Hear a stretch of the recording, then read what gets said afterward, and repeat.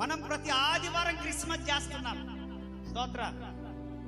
Christmas అంటే క్రీస్తును ఆరాధించండి అని అర్థం.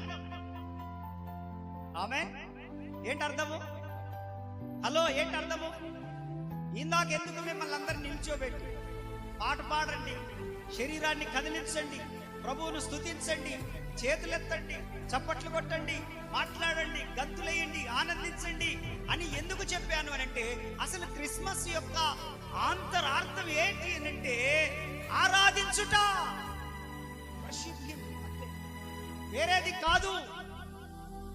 ఆమేన్. సే హల్లెలూయా. అంతకంటే మించింది లేదు. ఇక 150వ కీర్తన ఏం చెప్తుంది? చదవద్దులే, అది చదివితే మెసేజ్ అంత పోతుంది. 150వ కీర్తన ఏం చెప్తుంది?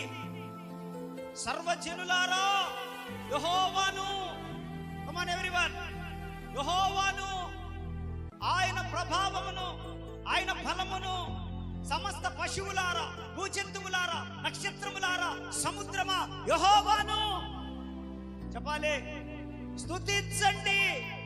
క్రిస్మస్ పండుగ చేసుకోండి. వాటికి తెలియదు క్రిస్మస్ పండుగ. రైజలా క్రిస్మస్ పండుగ పేరు చెప్పి మనమే అప్పులు చేసుకొని తిప్పలు పడేది. అసలు వాటికి తెలియదు. వాటికి రోజు క్రిస్మస్ పండుగే. అంటే ప్రతి తెల్లవారుజాము లేచి ఉదయ సాయంకాలం వేళలో అవి స్తుతి నైవేద్య బలి అర్పిస్తాయి. అవన్నీ కూడా చప్పట్లు కొట్టు దేవుని కనపడతా. అంటే మనకంటే ఎక్కువ అయ్యే చేస్తున్నాయిగా ఆరాధన. చెప్పండి. హలో, ఉదయాన్నే వేకువజాములు లేచి భాష మొక్కన సెల్లు ఓపెన్ చేసి ఆ లైట్ వేసుకొని రాత్రి ఏవి వాట్సాప్ లో ఏం పెట్టాం, ఫేస్బుక్ లో ఏమొచ్చింది, ఈ రోజు వాళ్ళు స్టేటస్ ఏం పెట్టింది, ఇది ముఖ్యం. కొంతమందికి, కొంతమంది దరిద్రులు ఉంటారు, తెల్లవారుజాములు లేచి ప్రార్థన చేయరు, అసలు స్టేటస్ చూడడం ప్రారంభిస్తారు. వాళ్ళు ఏ స్టేటస్ లో ఉంటే నీకేందే తల్లి, నీకేమిరా నాయనా? అసలు నువ్వు ముందు ఉదయాన్నే మోకరించు, నీ స్టేటస్ ఏందో కనుక్కో ప్రభు సన్నిధిలో. ఆ స్టేటస్ అన్నీ చూసి నీ స్టేటస్ పడిపోతుంది. ఆ స్టేటస్ నిలబెట్టడానికి నేను ఒకన్నా. మళ్ళా నువ్వు ఏడు, నువ్వు భారతంటే ఈ షీటులన్నీ చదువు, అందుకు కాదనుకున్నది. దేవునికి స్తోత్రం. హల్లెలూయా.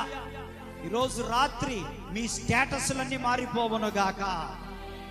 ప్రతి ఒక్కరు కూడా, అందరికీ విలాప పుస్తకం అంటే బాగా ముఖ్యం.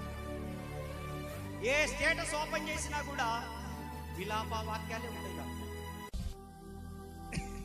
దావీదు కీర్తనలో విలాప వాక్యాలే. అంతే, ఏడుపు కొట్టు